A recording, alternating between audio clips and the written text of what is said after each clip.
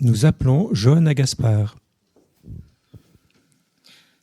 Qui ne s'est pas déjà retrouvé, à 2 heures du matin, dans son lit, à réfléchir à la vie? Qui n'a pas déjà ouvert sa fenêtre, tard dans la nuit, respiré l'air nocturne qui semble raviver jusqu'à nos plus profondes pensées, et, dans ce milieu particulier, n'a-t-il soufflé les mots « Mais qui suis-je » ? Car oui, on ne réfléchit pas à cela en pleine journée. La lumière aveugle, le travail distrait et les bruits étouffent toute idée que fournit notre esprit. On ne réfléchit pas à cela en pleine journée. Le trivial nous occupe, on en est obnubilé. Ce n'est pas de notre faute, le monde est ainsi fait. Chaque chose a son rôle, chaque chose a son temps, et tout se retrouve arrangé dans une cadence journalière, une balance précaire que l'on appelle le quotidien.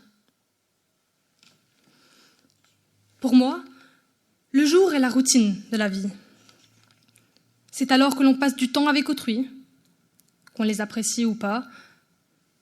C'est alors que l'on apprend, par d'autres ou par soi. Mais c'est aussi à ce moment-là que l'on prétend, parce qu'on n'appartient pas complètement à soi-même, à la lumière du soleil. On est éclairé, on est exposé, et donc on porte un masque pour se dissimuler. La nuit, elle, est ce doux moment après l'orage. Effort, effroi, émotion, tout s'apaise en un instant. C'est comme si le soleil, se couchant, emportait mes soucis et d'une couverture apaisante recouvrait mon esprit. Le plus dur est passé, paroles et faits se sont déversés et, en fin de journée, on se retrouve à découvert, sans rien d'autre pour compagnie qu'une fatigue, profonde et paisible, comme le silence suivant la pluie. Et seulement alors, je pense. Dans le silence, dans ce confort que seule la solitude apporte, que la nuit protège et que le jour suffoque, je pense. Je pense à moi, je pense à qui je suis, à ce que je veux être et à mon futur, dans tous les sens du terme. Je me convainc que tout sera bien, que tout sera mieux. Puis, je me reprends. Je fais quelques pas en arrière. Je me dis que ce qui est à venir et que je devrais me concentrer uniquement sur le présent. Mais je ne peux pas.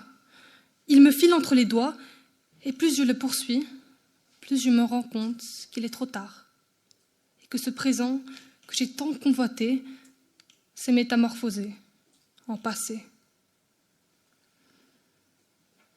Alors, j'y pense au passé, lui qui ne m'échappe pas. Je pense à qui j'étais, je me remémore des souvenirs lointains.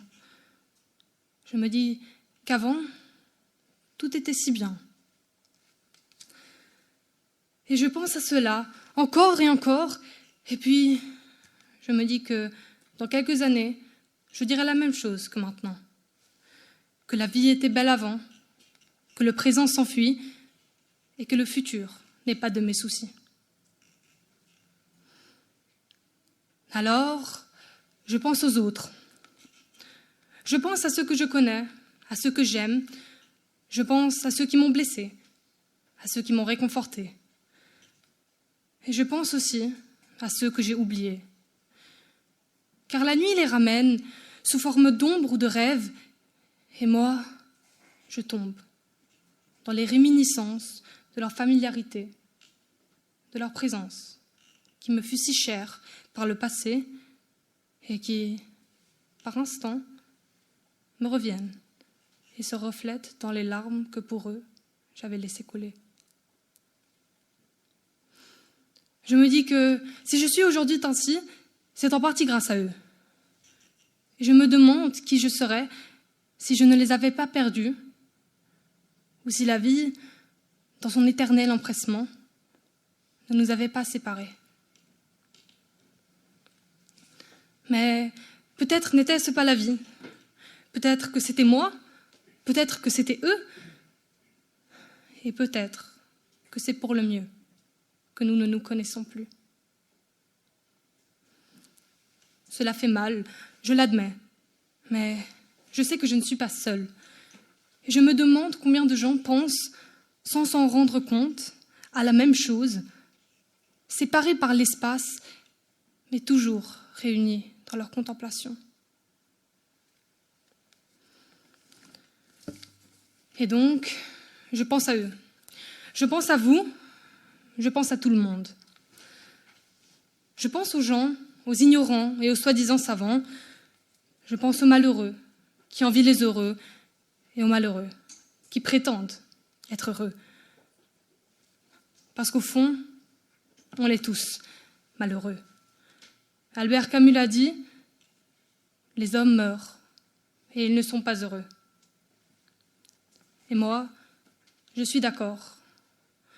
L'humain est ainsi fait. Il ne meurt pas heureux car il ne l'est jamais vraiment longtemps. Rien ne lui est jamais assez. Il lui faut plus d'argent, plus d'amis, plus d'émotions dans sa vie placide. L'humain est avide. Il cherchera toujours à avoir ce qu'il n'a pas, et même quand il a tout, même quand il n'a plus besoin de rien, l'ennui lui trouvera un idéal nouveau. Il s'épuisera, se videra de ce qui le rend vivant pour un but toujours inatteignable. Et lorsqu'il se trouvera à 2 heures du matin, dans son lit, à réfléchir à la vie, il ouvrira sa fenêtre, l'air frais de la nuit le fera frissonner et elle murmurera aux nuages, le séparant de son objectif tant désiré. Mais qui suis-je ?